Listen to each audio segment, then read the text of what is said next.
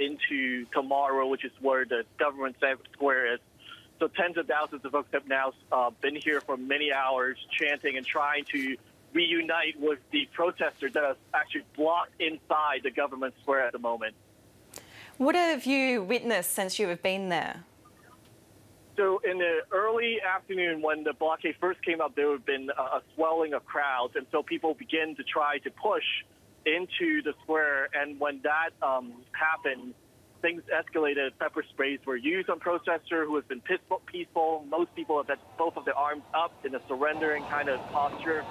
And then in the last 2 or 3 hours or so, there's been different rounds of tear gas that's been fired into crowd right here onto the Hardcourt Road. And crowd has been running and dispersing and then coming back. And in a fairly organized fashion, I would say, that they run and then they come back and then they set up again. And then now they're just waiting. And why have you taken part in these demonstrations?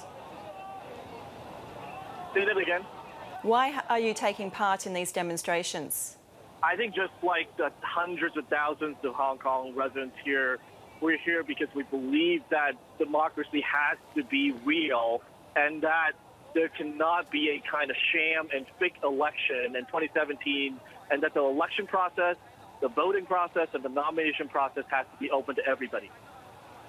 And did you expect the police to be firing tear gas on you? Was this meant to be a violent demonstration, or was it planned to be peaceful? I think that it was a shock and completely unnecessary, as I said. But in the 6 hours I've been here, protesters have been peaceful. They've been organized. They've actually communicated regularly with the police who are standing over the blockade. But I think that the fact that they're using tear gas on unarmed and peaceful protesters is completely unnecessary.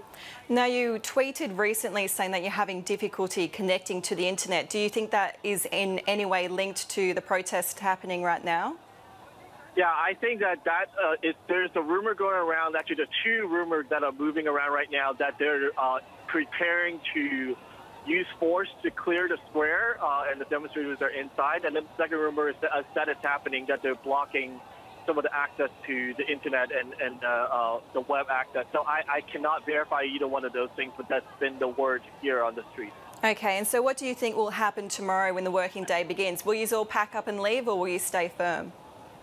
There has been now a call issued officially, I think close to 6 o'clock, by the protesters inside, as well as confirmed out here, that there's going to be a strike that will continue for the university students who have been on strike for boycott for a week now, and then it will continue for as many of the teachers, schools, and many of the labor groups here has already declared that they're going to be going on strike tomorrow. Okay, Samuel, thank you for taking the time to speak to us. You're welcome, Meredith. And Al Jazeera correspondent Scott Heidler is among the protesters and has more on how Hong Kong authorities are dealing with the situation.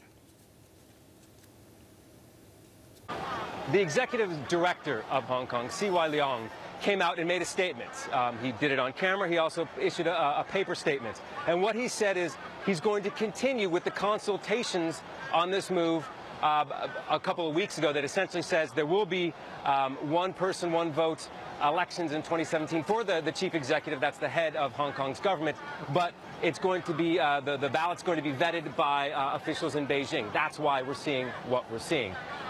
He didn't back down when he said this, because this is something that is already part of the process that has been going on. He also went on to say, though, that police are going to do what they've been doing, that they are going to maintain law and order. They're not going to allow these protesters occupy some of the most important parts of Hong Kong. So initially, it kind of sounded like he said, okay, consultations will continue with this election process. It wasn't backing down. He's just saying it's going to go forward as it's already been laid out.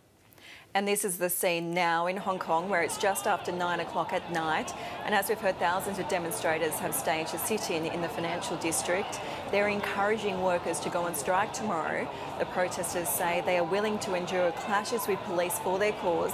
Many are actually wearing masks and goggles in anticipation of the use of tear gas and pepper spray by the authorities. They are calling for fully free elections in 2017, and they want the Chinese government to scrap rules which allows it to vet the candidates in the vote for Hong Kong's new leader.